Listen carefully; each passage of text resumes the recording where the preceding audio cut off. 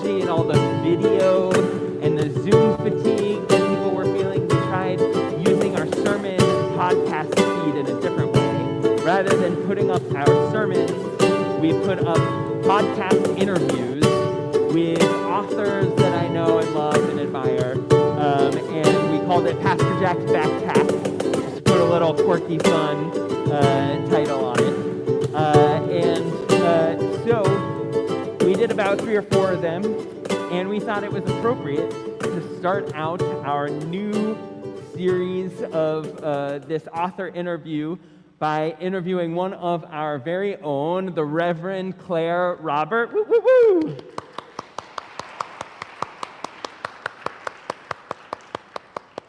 And it's an unusual thing for us because previously I would meet with the author either online or just by ourselves in person and record that and then go back and edit it.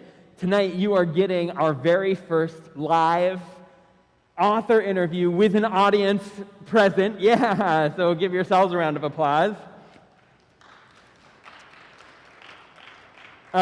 So Claire, no take-backs, no undos. This is going out into the world right now. So it's being broadcast on our Facebook page, our YouTube page, and then later I'll download the audio and upload it to our podcast feed, which you can find Spring Glen Church on Apple or any of the sort of podcasting apps, I believe we're on for the most part, or just on our website as well. And not only is this a celebration of Claire's book, but also it is the way we've decided to celebrate that Claire has been a minister here for 10 years. Can you believe it?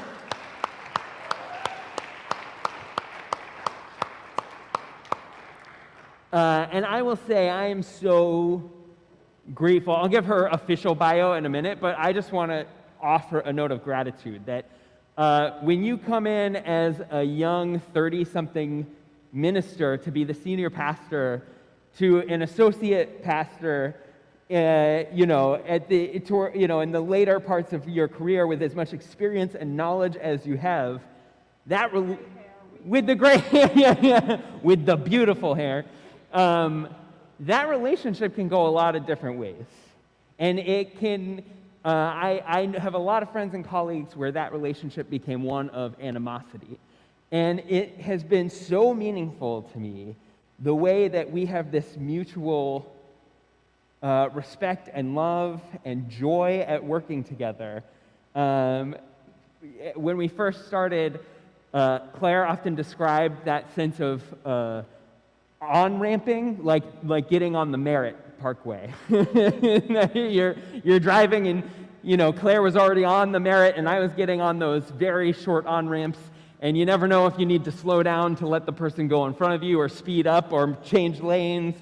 And we just maneuvered that awkwardness very well and developed such a good working relationship. Claire was often my sounding board throughout most of my time here. And we would just sit and have these long chats about everything and anything, and the blessing and the pleasure has been all mine. Yeah. Thank you for that. Thank you. But so here we are. Let's adjust your mic to make sure you're getting picked up. Maybe if you put it a little bit higher on your. Oh, you're muted down here. That's what it is. Yeah. No, move it up. I'd say take the clip-on part and move it up higher. How's that? Yeah, there we go. Yeah. The blessing and the pleasure has been all mine. I got to say it 3 times. Yeah. So, a little bit of a bio on the Reverend Clare Robert. Born in Brooklyn, raised in Long Island, a real New York gal, claims that, or tells her story in such a way that she first felt a call to ministry in 1973 as a member of the Catholic Church. Now you may be thinking, Catholic Church, how would that work? And that was a time when there was this movement to push for women's ordination, and there seemed to be this real possibility that it would happen in the Catholic Church, and as we have seen, it did not happen in the Catholic Church. But that didn't stop you, because when God calls you, nothing can stop you, amen?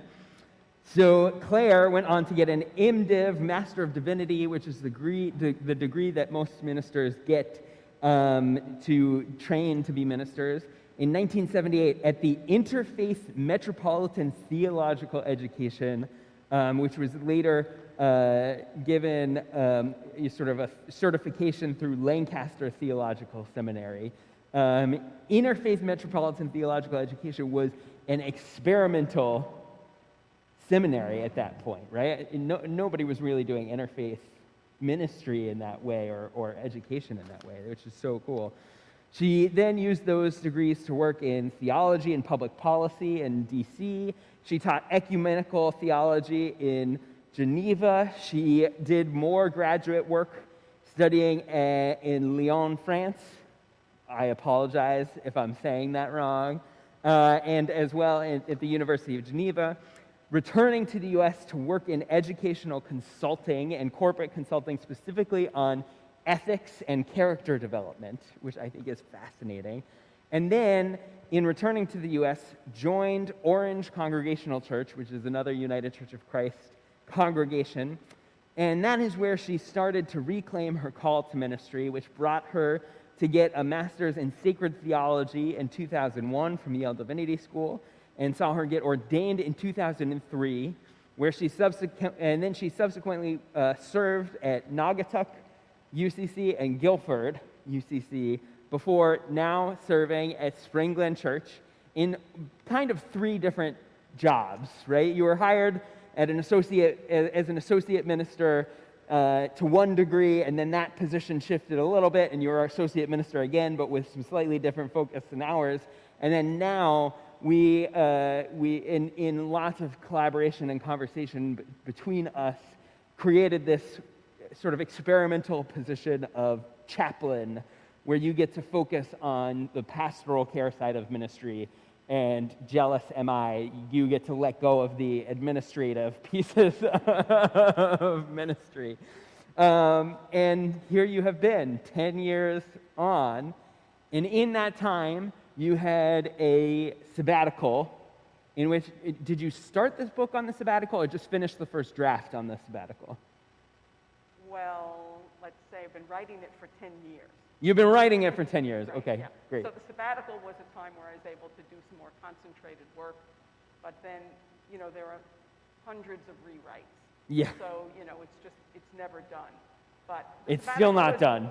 Yeah, still not done. Yeah. I'll probably change it after our conversation. Yeah.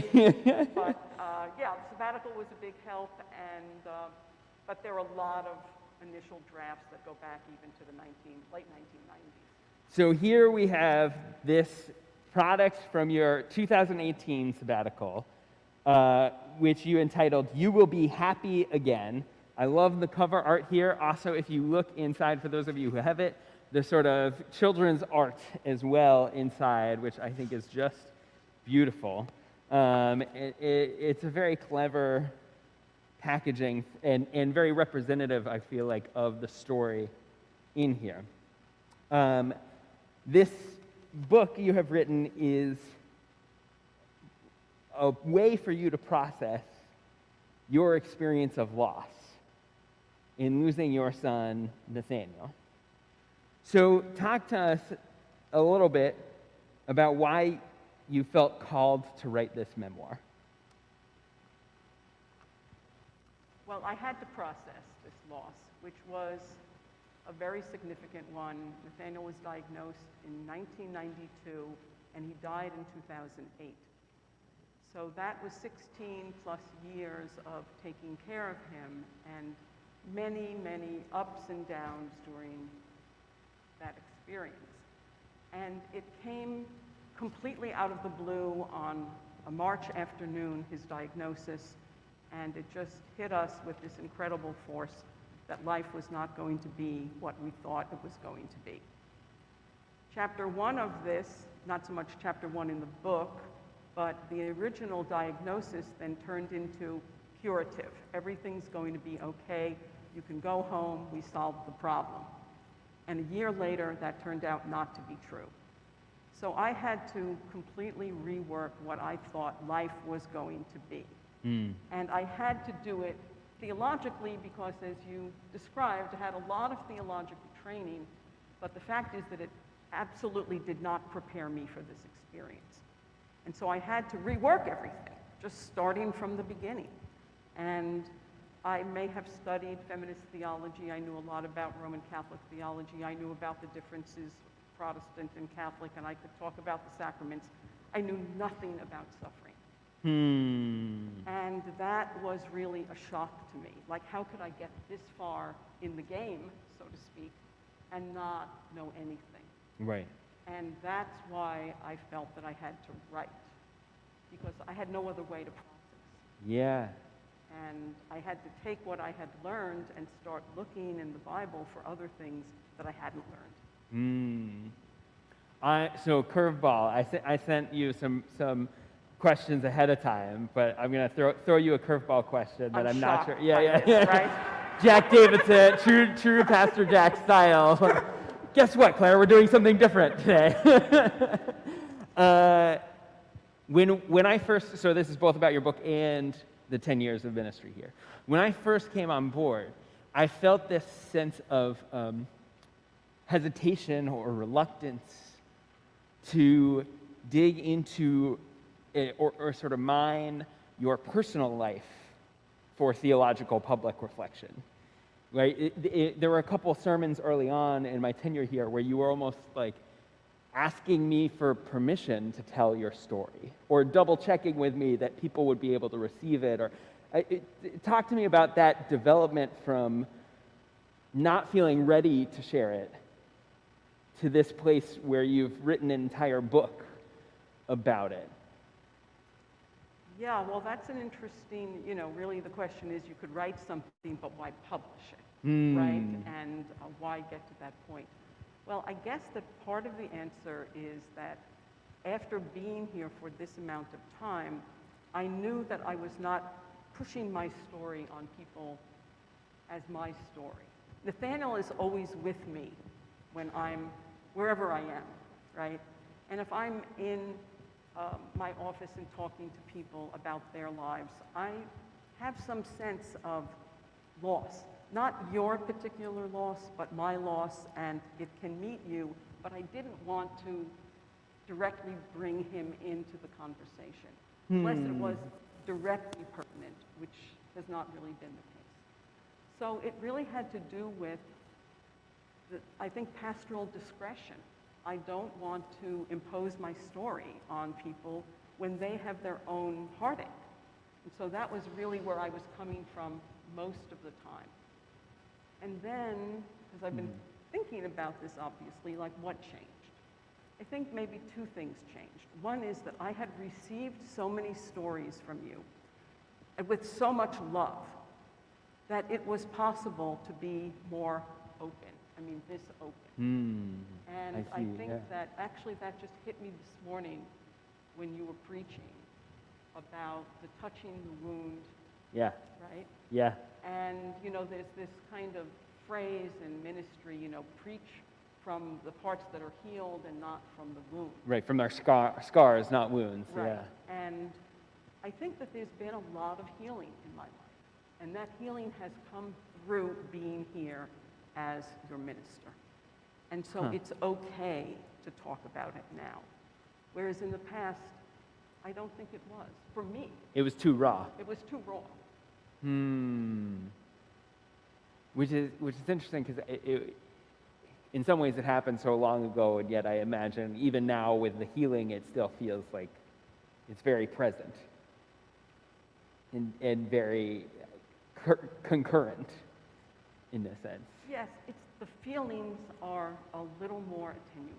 It's not like, I could just say, honestly, when I drove to my job in Guilford, I cried every day on the way there. Wow. I didn't necessarily talk about it when I got to the office, right? That hasn't been the case here. I mean, I think time has helped. There's no question. This has helped. Just writing has helped. Psychotherapy has helped. Friends have helped. The love of this church has helped. People have helped me. My family has helped me. So much, you know. I mean, healing is just not one moment. Healing is just a long-term process. I think of metabolizing what you experience. And I know that I have had a tremendous amount of healing through my ministry, meaning that you have given me so much that it's possible for me now to like exchange my story with yours, if I could use those words. Which, you know, I think you and I have talked a lot about some of the like toxic theologies that come with loss and the way people respond to the loss of others, not necessarily their own losses, right? Which I see in some ways this book addressing. For example, you talk about, correct me if I'm getting the exact phrasing right, but suffering Olympics. Oh, yes. Right? Which is a very different concept than what you were just talking about, that sort of shared storytelling, that shared experience. There's vulnerability in what you're describing. So talk to us about those kind of differences between your experience of some of the toxic theology around loss and grief versus the sort of the things that brought healing. Well, that's interesting. That phrase, the suffering Olympics, came out of actually conversation with some friends that I've known my whole life when we had not seen each other for many years. And, you know, old friends get together and they tell each other what's been going on. And somebody said to me, well, you know, you've won the suffering Olympics. You're like, actually, thanks. let me correct that. She said, you have suffered more than us. And my interpretation was, oh, I must have won the suffering Olympics. I mean, a kind of bitter, you know, just angry response to that. So I don't, she didn't say it, I said it in my own mind, and then I wrote about it later. So you were bringing, your response was anger, that's not her. right. Yes, it wasn't, she thought she was saying something compassionate, right. But you received that with rage. Right, because what happens, I think, when you have something which is so untoward and out of sequence, that people don't know how to respond. And you don't know how to respond to them, because everybody is processing their own thing. If you are a parent and you hear that a child can come home at 2 o'clock and at 9 o'clock be diagnosed with a brain tumor, you don't want to know, right? You're protecting yourself. You have to. Because as a parent, I didn't want to know when bad things happened to other people's children, because that meant it could happen to me. And then one day it happened to me. And that was a really scary thing, I think, for other people. And people did not pull away, but you could see that they didn't know what to say. And that's just hard. And then there's a part of just comparison. We were probably the only family in our town. There's a whole story in the book about being the only one and how difficult that was.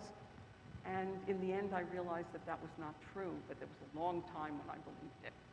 And that I had a special kind of suffering that other people didn't have. So comparison is always a little bit in play in these. I didn't really answer your question about toxic theology, but one of the things that I've realized is that there is a general, let's say, out there idea that when you go through a hard thing, that somehow, on some level, it's your fault, right? Huh. Now, you don't go around saying it's my fault. You say, what did I do wrong? Why is this happening to me? Right. And I think that that is just a natural response that we have because we've grown up in a, what I used to say, a cause and effect universe, right? If you do something, something will happen. You do something, you study hard, you'll get a good grade. You touch a hot stove, you'll get burned. And then things come along that don't fit into that at all. What do you do with them? And in the Bible, there's a lot of you sinned, right? Why is the man born blind? Well, yeah, they ascribed a theology of he must be a sinner or his parents must have been sinners. Yeah, right. yeah. And then And Jesus Jesus says, no. Right, no, that's not the case. But then they add on, this is for the glory of God. And I used to say, Nathaniel's brain tumor is no glory of God, Ooh. right? So you know, there's always a reworking of understanding, but that idea that we should be able to figure out a cause, and if we can figure out a cause, then we can figure out a solution. And when you're in a situation where there isn't a solution, what do you do? And that, I think, that's the human condition, right? There are a lot of places where there isn't a solution, and yet you have to endure in some way, and you need to go on. But the idea that God is testing you, Yeah. or it must be my fault on some level. I mean, look at the book of Job, Yeah. right? All the friends come in, and they've got all the reasons that these things are happening to Job, Yeah. and none of them are true. And in the end, you know, Job is the one who recognizes his own. I mean, my interpretation is he sees the bigger picture without really understanding, and he says, wow, this is really bigger than me. And maybe I can't understand at this point. But what's fascinating about the book of Job is that at the end, everything works out okay, right? The last chapter gets some children back, and everything is okay, and his flocks are growing, and it's almost like the author can't take the idea that it just ends in ambiguity. So is that... Well, even in that, like, it all ends okay,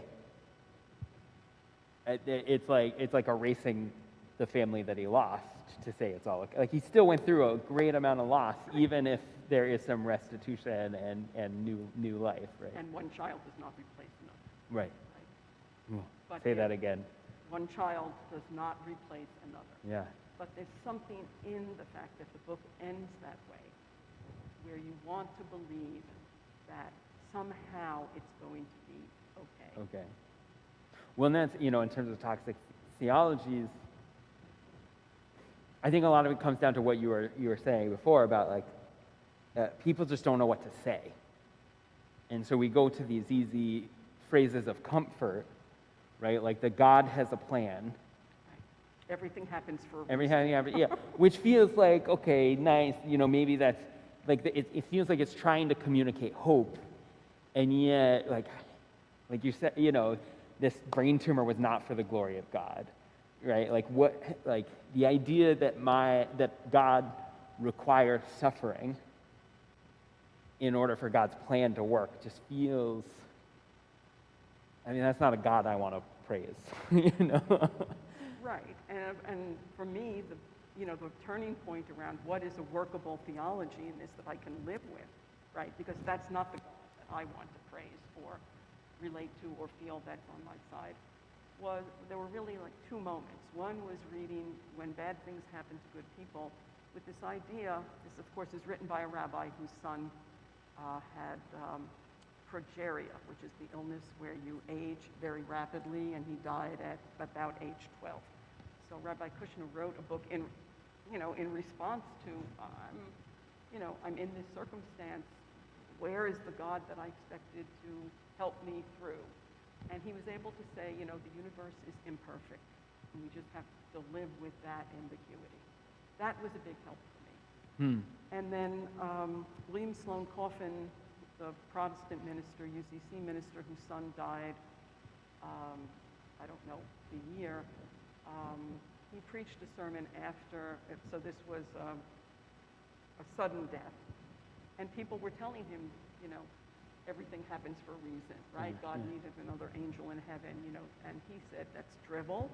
And he got up at Riverside Church and said, God was crying when my son Alex went over the bridge in Boston.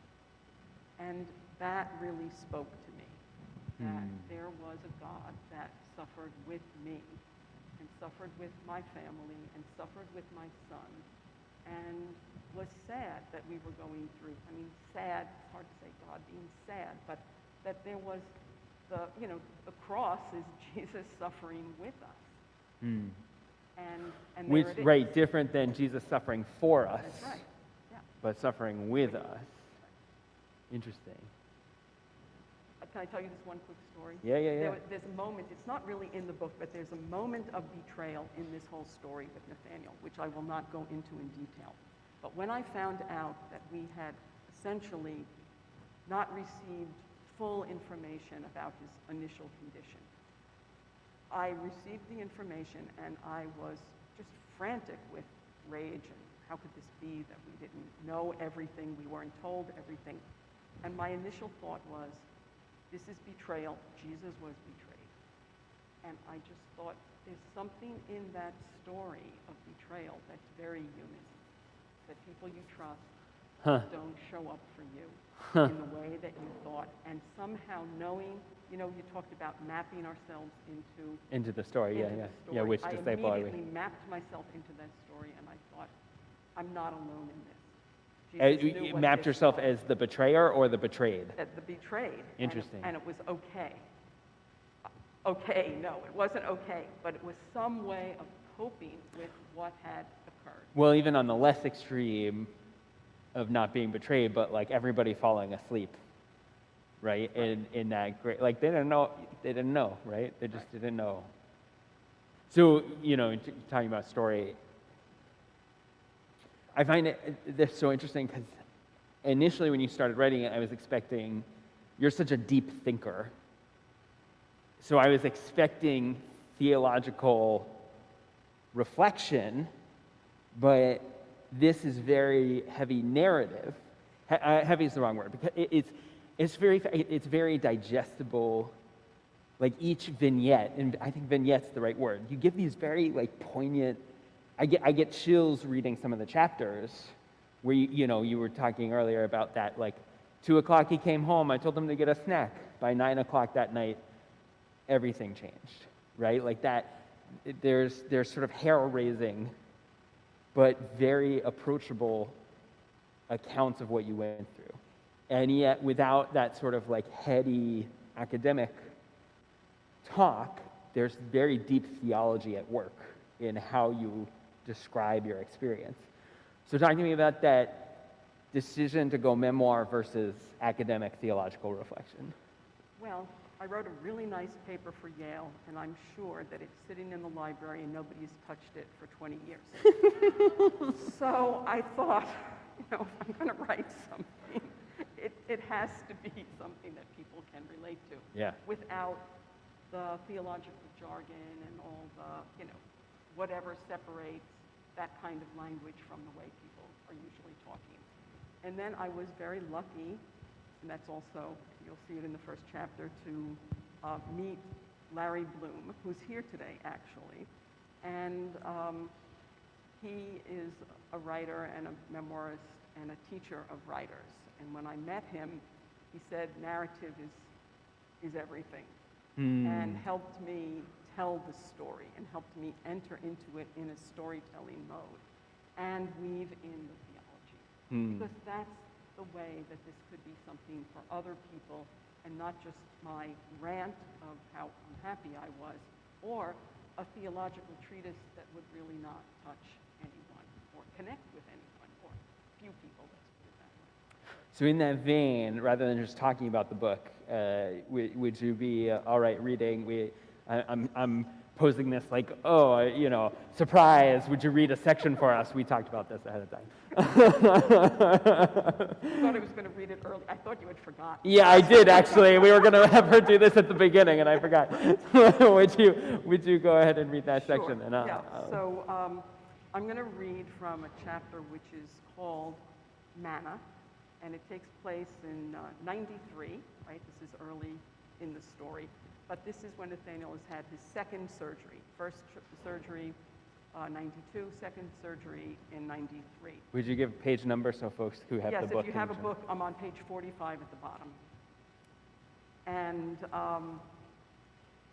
just to give a little bit of context, the second surgery was very, very difficult. They had to go very deep into his brain, and he was really not very responsive at this point.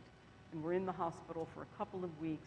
Patrick is coming back and forth from Orange, and we are, struggling to spell each other, taking care of Nathaniel.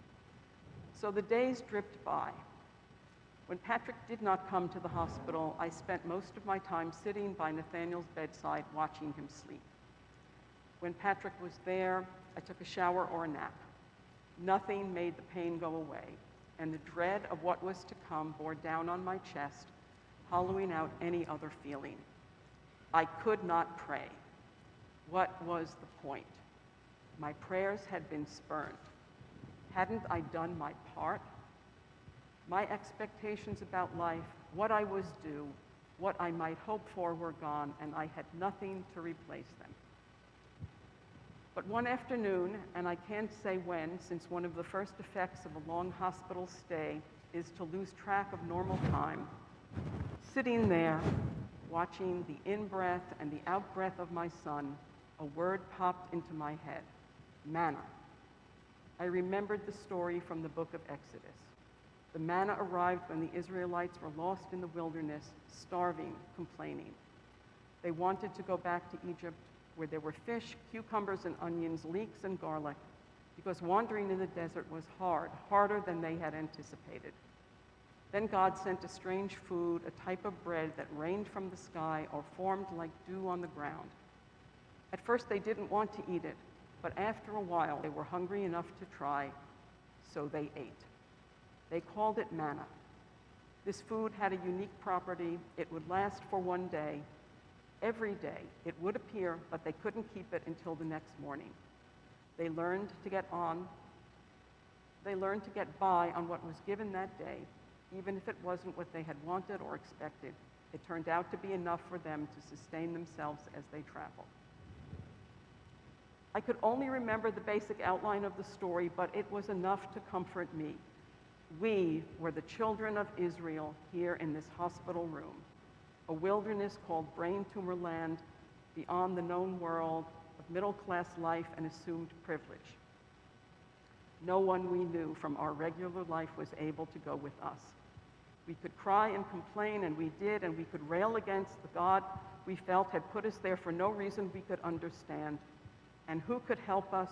Even the experts, the doctors, saw no clear path. There were very few guideposts for how to live in the world of illness. We had to learn a whole new language of low-grade tumor, residual disease, drugs with names like carboplatinum and vincristine. We became instant experts on treatment options and too familiar with the horror stories of the unlucky ones like us who found themselves in this desert of parental pain. We didn't know if Nathaniel's brain would heal enough for him to read Dr. Seuss again or Frog and Toad. Would he ever again score a winning goal in soccer or throw fast enough to pitch in Little League? He had been slated to join the gifted program at his elementary school. Now we wondered if he would even be able to keep up with his class. And any question we posed was answered simply with, "We don't know." But he was alive. That day, the fragment of the biblical story became my manna, providing me with a tiny taste of hope that on just this one day, we would be able to survive. I couldn't hoard the manna until tomorrow. I had to take what was given right then and there. And since the future was unknown, I had to live in the present.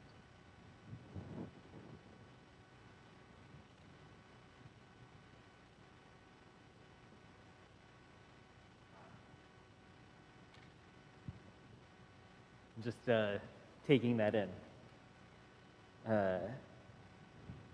The pieces that stand out to me of, there's no guidepost, there's no framework for this. We had to learn this whole new way of being, all this new language. And then also the grief is so present of losing the Nathaniel that could have been, even before you lose Nathaniel. The one that was an excellent reader and an academic star and a Great athlete. great athlete. I think sometimes we think that grief is only really, somebody has died. But even just a diagnosis at the beginning of the journey creates grief and loss. And then that also that other piece about prayer. I could not pray. I hear that from people going through it. Part of me wonders if that's because prayer, we have a very particular idea of our relationship with God and God's role in suffering. That if we're praying, we should be praying for God to intervene. To fix it. To fix it. And I wonder if we changed our understanding of prayer, if we're in relationship with God, right? Relationships aren't economical, aren't transactional, right? It's not, God, if I'm a better person, you'll fix this, right? There's another toxic theology for you. You're suffering because you didn't have enough faith, but instead, it's prayer is just authentic expression of how you're feeling in this moment. There's the Anne Lamott help thanks wow, but I would also add to it lamentation, just being raging at God. Well, in a sense, yeah, it's kind of interesting, I don't know, let's say intellectual question, but in a way, coming to know that Manna's story was my prayer.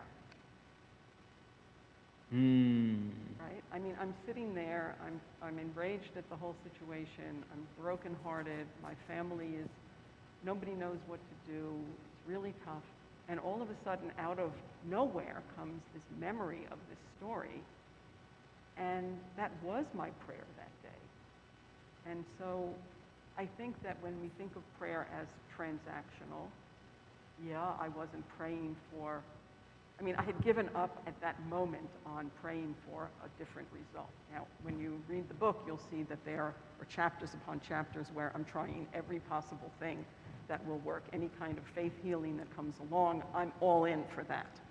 And you'll see sides of Pastor Clare that you will be a little surprised about on that. Yeah. You went down all possible paths. All possible paths. Yeah, okay? it's fascinating. But in that, and I think just in general, that in some ways, people are inclined to different kinds of prayer, and mine has always been a little more intellectually oriented, and so that, I remembered a Bible verse in the middle of this hellish scene that really carried me, and then became, the basis of a lot of my contemplative practice, I think, was born at that moment, when I realized this is it, right? This is it. Yeah. This is the moment. And prayer not as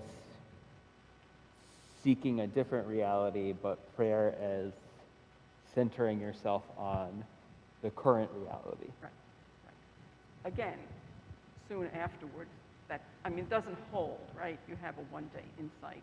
You're in a crisis. You're not going to carry that with you at every moment. But it held me at that moment.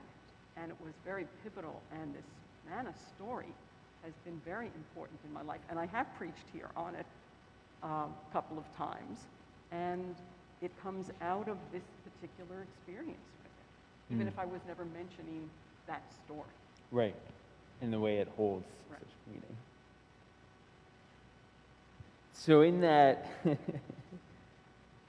theme we touched on a minute ago about authentic expression, I want to give people a little insight into the editing process. So Claire sent me many iterations of this book, and there was one piece in particular she wanted to run by me, and that's if you go to page 6 and 7. So about 3/4 of the way down, she talks about that night it seemed that an unbidden invitation had arrived, an invitation to attend a meeting of the club, one you would never willingly join willingly, right? So you're talking about this club of of people who have experienced such traumatic loss, Right. especially loss of children. Like it's a club you never want to join. Right. So then the last sentence here currently reads, impossible, I'm not joining your club, and I reject your stupid invitation. There's a word that's missing. Right. And Claire checked with me multiple times about whether or not if using profanity would get in the way of the story. And so in here, in this last sentence, used to be the F-bomb. Right. So you're learning a whole lot about Pastor Claire tonight. Not only was she into crystals and spiritual healing and contemplative practice, she also, I know, shock, horror, Right. swears. Right.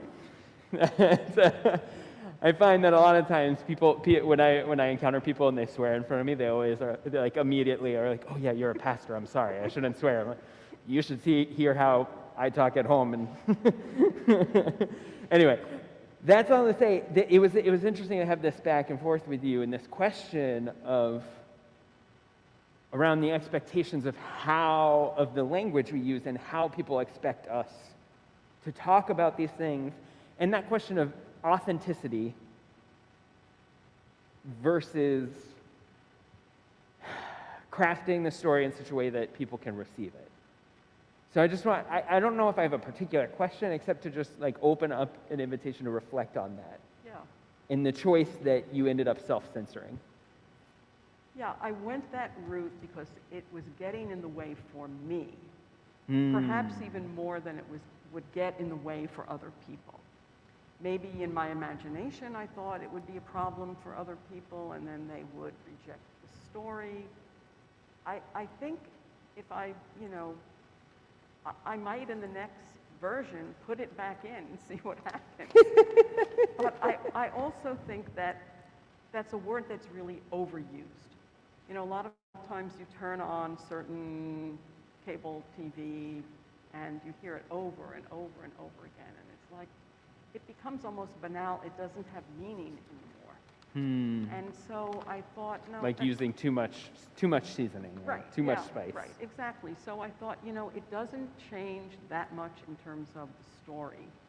And it just seemed to not be the right word at that moment. And then, there is the other aspect. I could ask you to raise your hands, but I won't. Who has never used that word, right?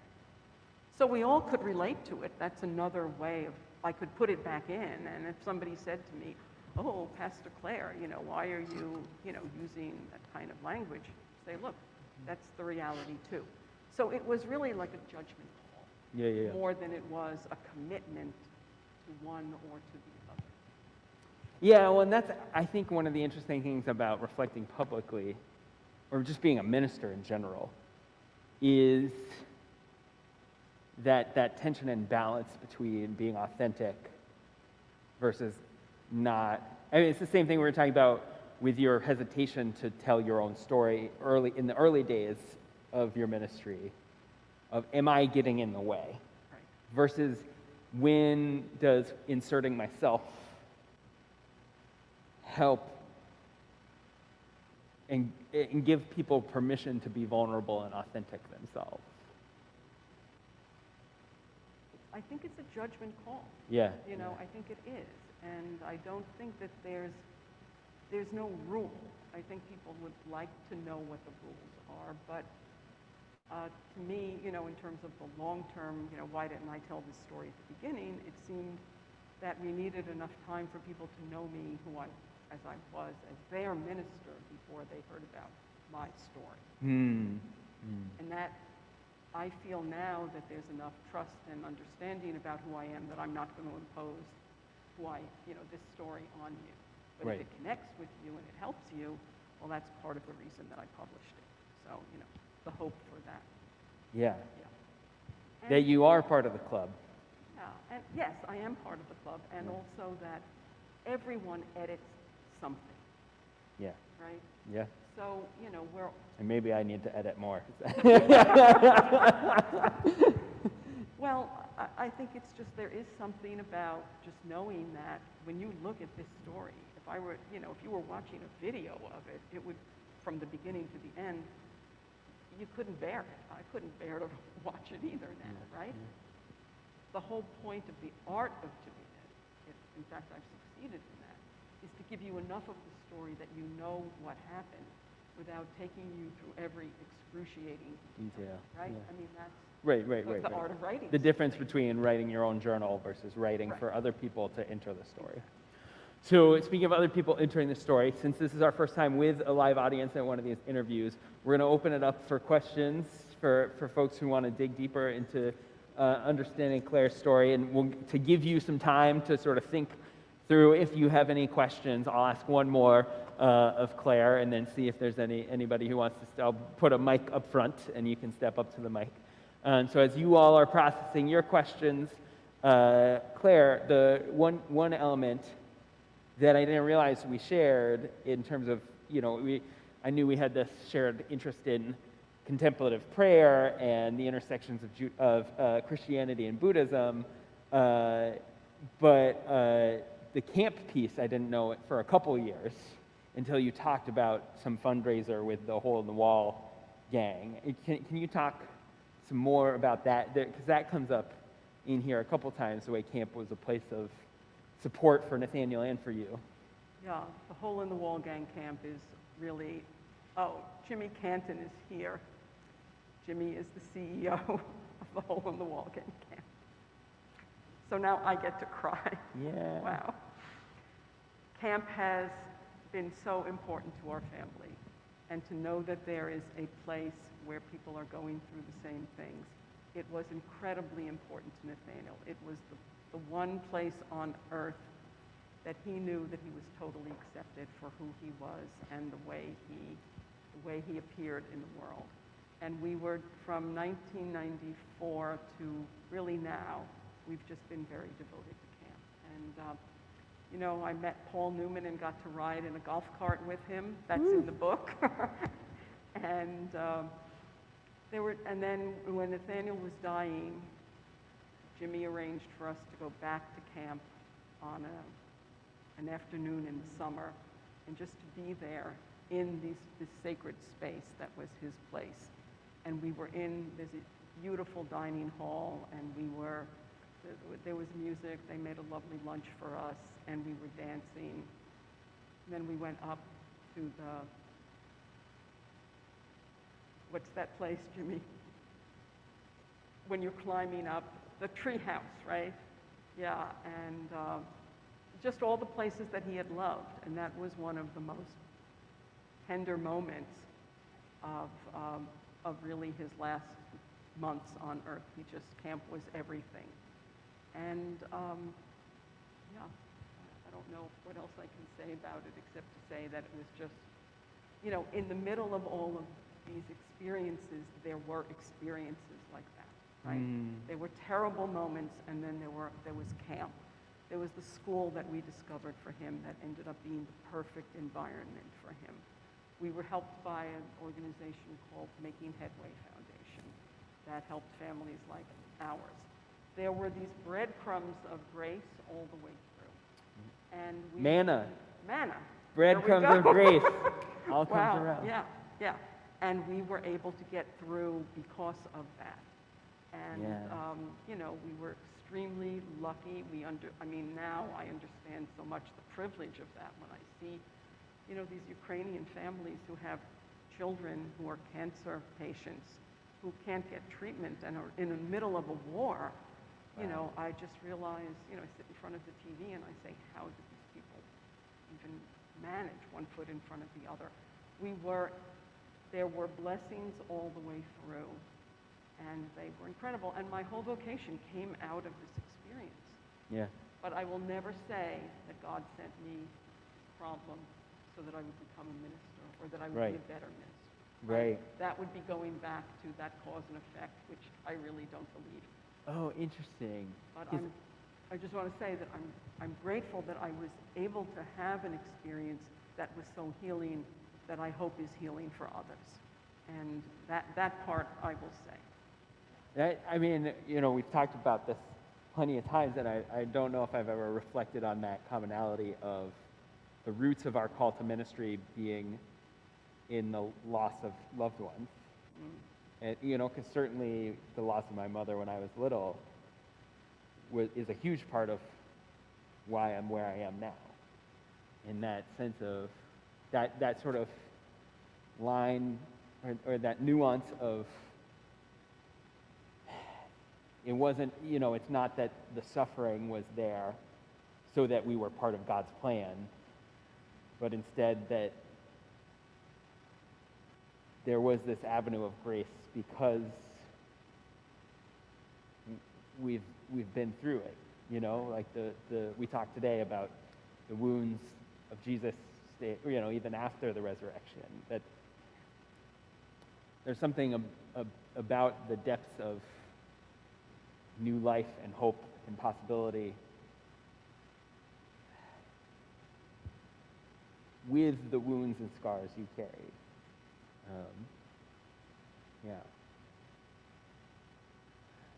The wounded healer, right? That's the whole Right. The wounded framework. healer, right. In that, again, on theme, being careful that our wounds don't become the primary, that we're not, gushing out all over everybody, Right. but still being vulnerable and open. Right. Well, we didn't have a choice either. Yeah. Okay, and so I think there's this tendency to think that it, that's, I don't know how to put it, but somehow good will always come out of a difficult situation. I don't think that's always true. It doesn't always come. Right. But there is the capacity, if you have enough help, support, love, care, Right. everything, that, yes, I mean, some... Which again is where camp comes in, Right. or your friends, or your DC community, or Right. there's, study after study in psychology shows, community connections help create resilience. They can't, some people think, summer camp is just where you send your kids to have fun, but there's something powerful about the intentional community that is created in those spaces. Along those lines of having those support systems, I apologize because I'm sure you don't want me to name you, but Patrick came up in your reading, and you obviously have such a loving and supportive partner in your husband who was with you in this experience, and I think we could have a whole other podcast about the ways in which the loss of a child impact relationship and how couples approach the experience so differently and experience the loss so differently, and yet the ways you can be there for each other. Well, he's the only one who knows what it's like. Yeah. Right? Yeah. So even, when there are times when you can't see eye to eye or our styles are very different, Patrick was always there. And the dedication at the end is we went through this together, we're going forward together. And I think that is, that's the respect that I have for him, that he took on all the economic side, almost all, to keep it going so that I could do what I did for Nathaniel, and just worked like crazy and made that possible for our other son too, to have an excellent education and all of that. There aren't any what I would say is that his loyalty is so profound. And there was one moment when things were difficult in terms of taking care of Nathaniel. I think we were at Gaylord, or maybe it was at the end of the story, where there were people who were coming to help us. And he didn't want people to come in. He said, "He is my son, I will take care of him." And that was, I think this says everything. Yeah. And he would shower him, and he would say, il est propre comme un sou neuf. He's as clean as a penny when he would get out of the shower. And that, that was what Patrick did. So, you know, I talked, he did all the work. It's an appropriate representation of why you work so well together as a team. With that, I'm going to bring out the microphone, and if there's anybody out there who wants to sort of probe any deeper questions of Claire, or just sort of share, yeah, just come on up. Come on up.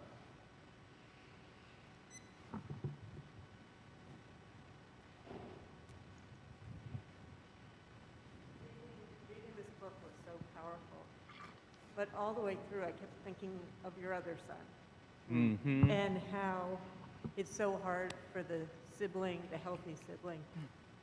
How has he talked to you about has he read the book, and did he have new perspective as an adult now? Well, in respecting the discretion of my family, I would just say that his life was significantly impacted. He's a psychologist. He's married to a psychologist. I think that says it all.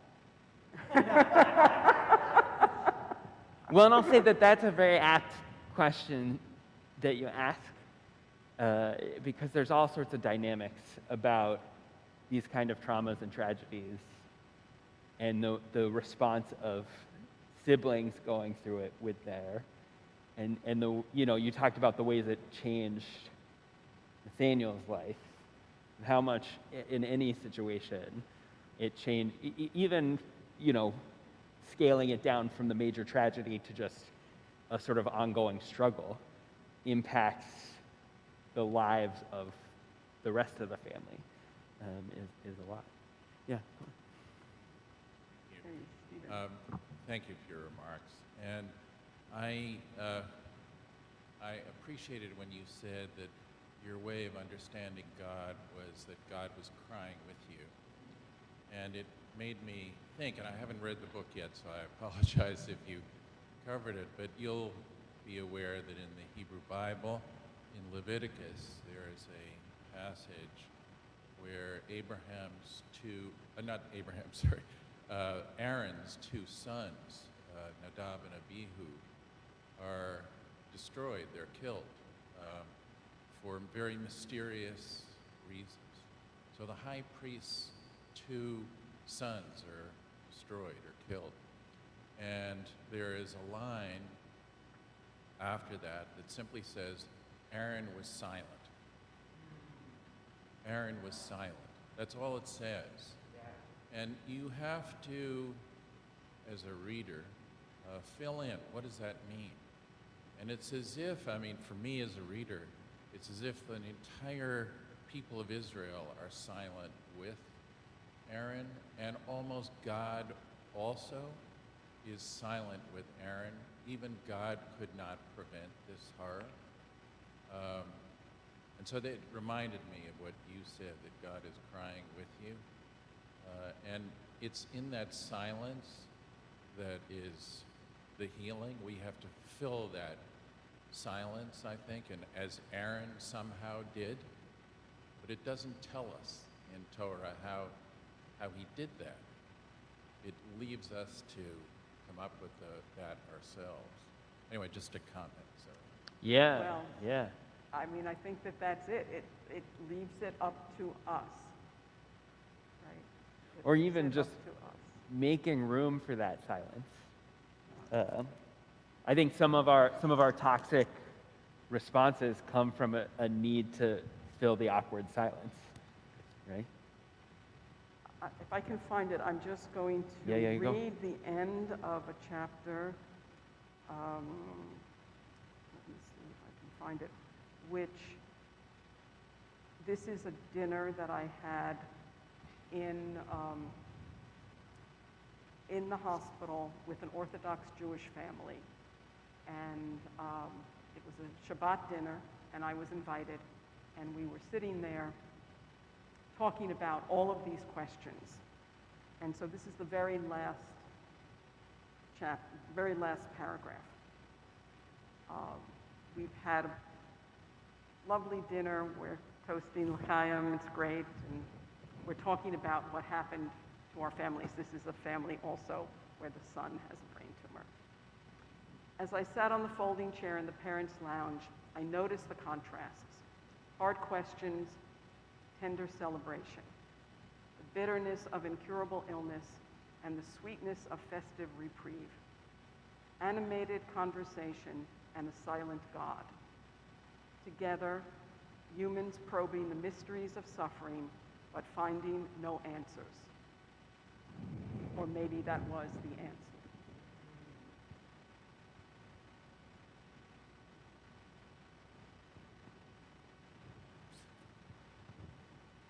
I think this is a good point. I'll say if there's more comments or questions, we'll hang outside by the picnic tables for a little bit. We don't have like a formal reception or anything, but there's a lot of conversation to be had. But I think we're at a good point to wrap up. And so I'm going to turn it over to Claire one more time to close. And these daffodils you brought in this morning, yes. And there's an entire chapter about daffodils. If you would just close us out with either a summary or a reading about the meaning of daffodils for you.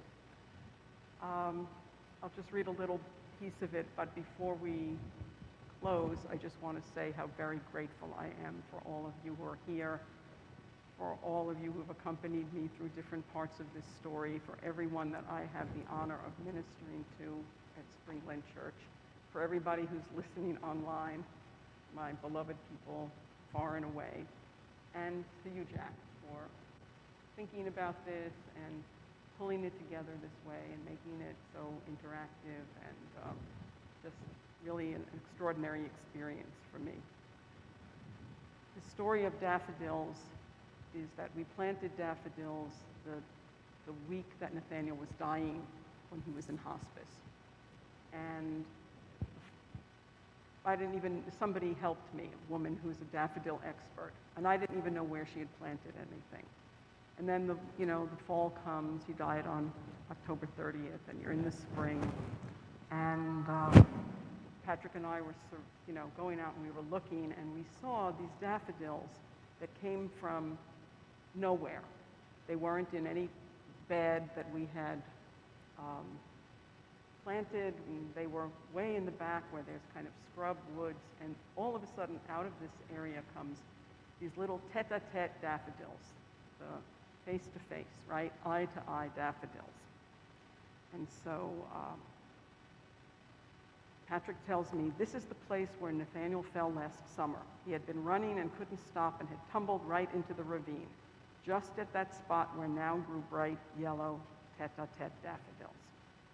I called Hanukkah, is her name. I called her, I grilled her. Did you plant them? Did you put any extra bulbs near the woods? No, I didn't do anything. Well, we didn't know. And then I talk a little bit about signs, and I say, and here was a sign, the daffodil, growing where no one had planted it.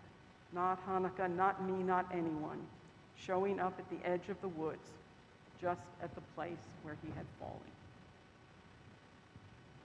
And I have a thing you can see about daffodils. So, thank you for coming. Well, Claire, thank you for sharing your story with us. Thank you for sharing your family with us. Thank you for ministering to us both tonight and for these last 10 years and for the entirety of your life. Because no matter what any church institution says, you've been a minister since birth. God formed you for this. God created you for this. And so thank you, thank you, thank you. You are a blessing to this world, and I'm glad that you took the time and energy to write and rewrite this story so that we could all share in that with you and not compete with you. Well, thank you again. Yeah. Lots of love to you all. Blessings. Yeah. Blessings.